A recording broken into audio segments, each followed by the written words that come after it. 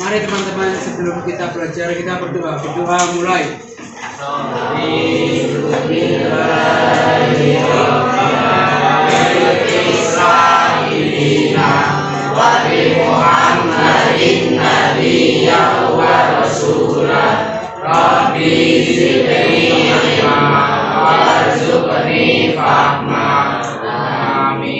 Oke, kita presensi dulu. Adakah hari ini yang tidak masuk sekolah?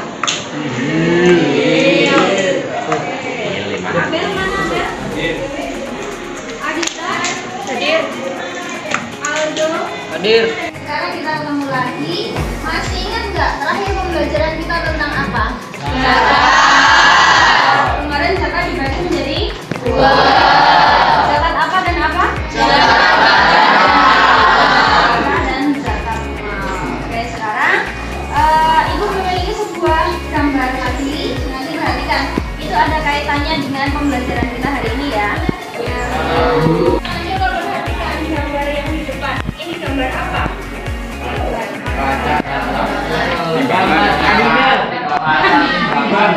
Ada tulisannya apa? Pajak dan zakat. Berarti kira-kira hari ini kita akan membahas apa? Pajak dan zakat. Jadi kalau kalian sering sekali mendengar kata pajak, sering ya? Biasanya pajak apa? Pajak motor, pajak rumah, tanah. Hari ini kita akan membahas konsep zakat dan konsep pajak. Apakah perbedaannya dan apakah persamaan antara keduanya? Seperti itu ya? Ya. Kompetensi dasarnya kali ini pertemuan kita akan membandingkan konsep zakat dan pajak. Dan tujuan dari pembelajaran kita kali ini agar kalian semua mampu membandingkan konsep zakat dan pajak. Hari ini pembelajaran kita akan kita awali dengan pretest terlebih dahulu. Setelah pretest baru kita masuk ke materi. Nanti juga ada diskusi, presentasi, dan kita akhiri dengan post test. Sekarang kita awali dengan pretest dulu ya. Pretest kali ini Ibu sudah membuat soal di misis ya. Akan Ibu bagikan linknya di grup kelas. Nanti silakan dikerjakan ya.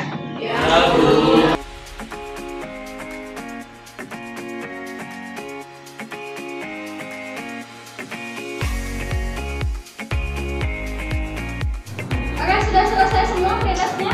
Sudah. Sudah mengerjakan semua soal ya? Ya. Oke, gimana, susah atau mudah?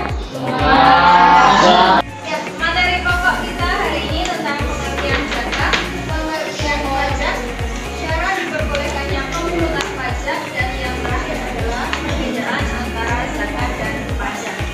Sudah siap belajar? Sudah. Kita awali dari pengertian zakat. Coba silakan ambil dibaca. Pengertian zakat. Zakat adalah sebuah praktik ibadah di mana seorang muslim mengeluarkan sebagian hartanya yang sudah memenuhi nisab dan haulnya yang sesuai dengan ketentuan dan diberikan pada orang yang berhak menerima zakat.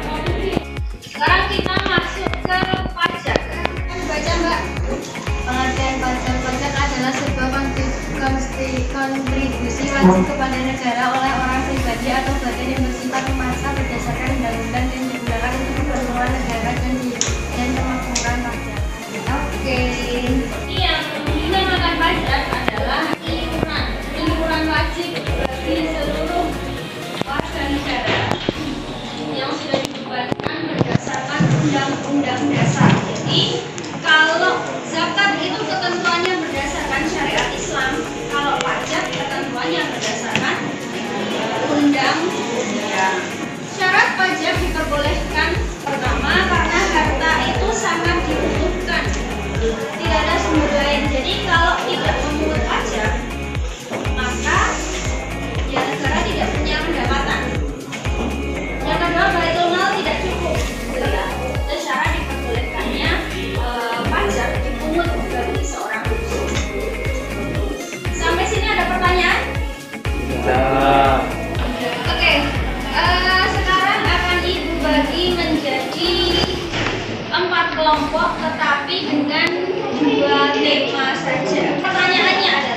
Bagaimana jika ada oknum yang memanfaatkan pajak untuk kepentingan pribadinya?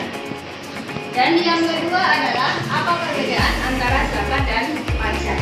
Sekarang kita bagi berhitung ya, 1 sampai 4.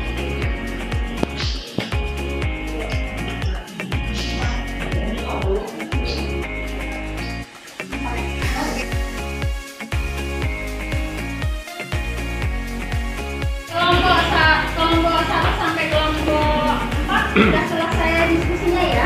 Jadi sekarang kita masuk ke presentasi.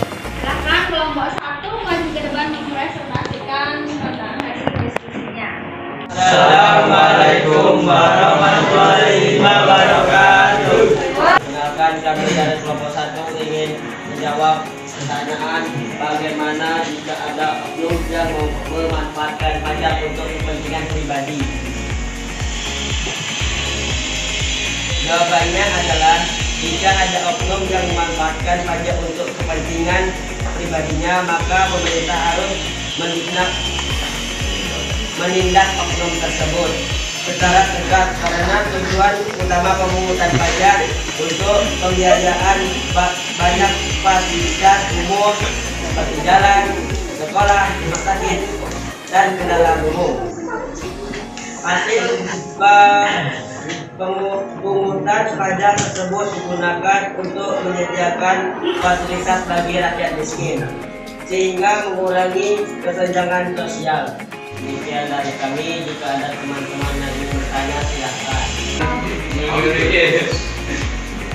Meskipun kita merasa seperti layaknya dirampok oleh pemerintah dengan berbagai alasan yang kita sendiri tidak tahu maksudnya, namun mengapa kita dan para leluhur kita masih tetap harus membayar pajak?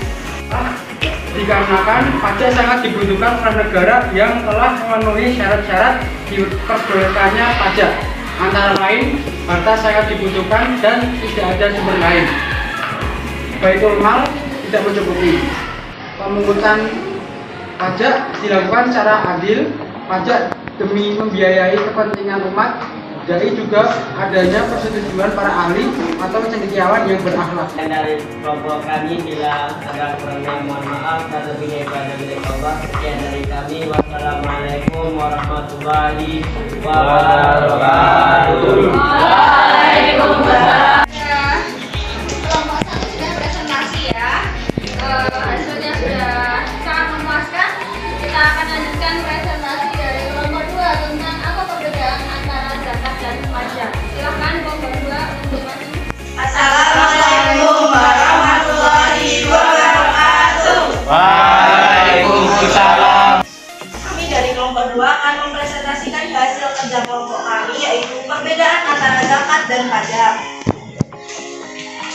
Zakat 1 diambil dari harta kaum muslimin yang Allah wajibkan dengan ketentuan tertentu. 2. Diserahkan kepada 8 golongan penerima zakat. 3. Batasan zakat dan waktu mengeluarkannya telah ditentukan oleh syariat sehingga muslim tidak boleh mengurangi atau memanipulasi zakat. 4. Harus diserahkan secara ikhlas agar terhitung sebagai amal yang sah. 5. Berlaku sama untuk muslim seluruh dunia. Pajak diwajibkan oleh negara untuk kesejahteraan masyarakatnya. Terus sama sekali tidak ada hubungannya dengan 8 golongan pendamping zakat dan negara yang menyatakan wajib pajak memanipulasi laporan atau membayar dengan nilai kurang. Cuma boleh saja diserahkan dengan terpaksa yang berbeda-beda antara negara sendiri. Sekian presentasi dari kami. Apakah ada yang ditanyakan? Bolehkah seseorang yang sudah membayar zakat tidak perlu membayar pajak? Jawab pertanyaan dari Haikal kelompok 3. Pajak tidak bisa mewakili zakat, zakat tidak bisa mewakili pajak karena semua ketentuannya berbeda. Baik, apakah bisa diterima? Bisa. Demikian presentasi dari kami, kurang lebihnya mohon maaf. Assalamualaikum warahmatullahi wabarakatuh. Waalaikumsalam. Demikian tadi kelompok 1 sampai 4 semuanya sudah presentasi ya. Nah, untuk mengambil kesimpulan pembelajaran kita hari ini, kita akan menyaksikan video berikut ini ya.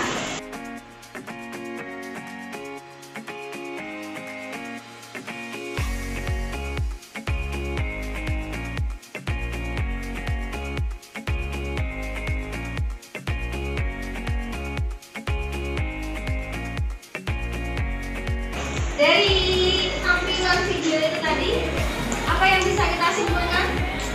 Oke, jadi kesimpulan pembelajaran kita kali ini tentang konsep zakat dan pajak.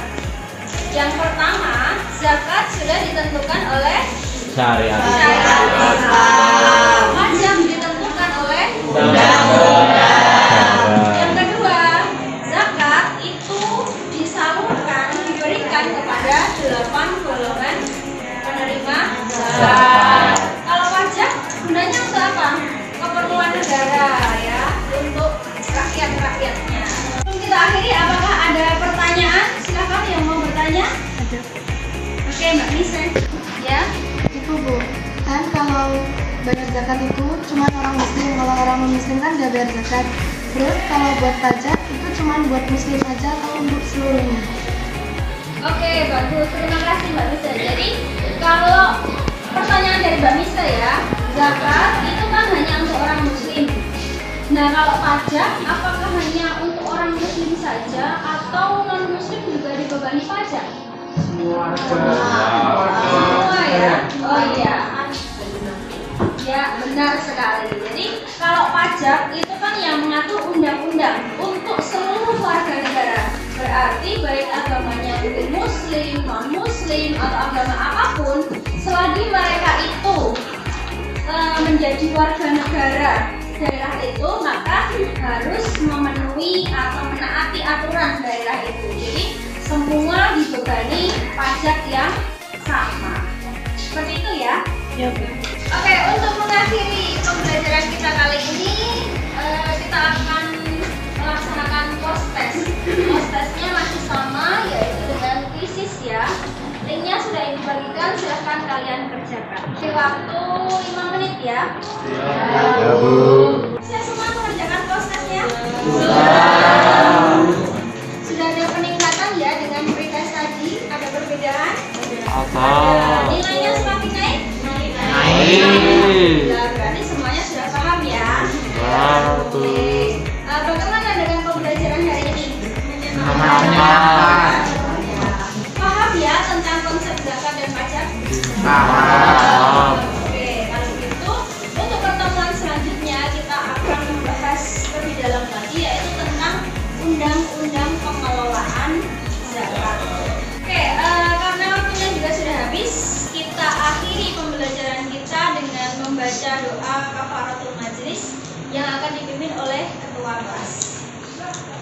Mari teman-teman, sebelum kita pulang kita berdoa. Doa mulai. Subhanakallahumma wa bihamdika asyhadu an la ilaha illa anta astaghfiruka wa atubu ilaik. Oke, cukup sekian dari Ibu. Insya Allah kita ketemu pada pertemuan selanjutnya. Assalamualaikum warahmatullahi wabarakatuh. Waalaikumsalam.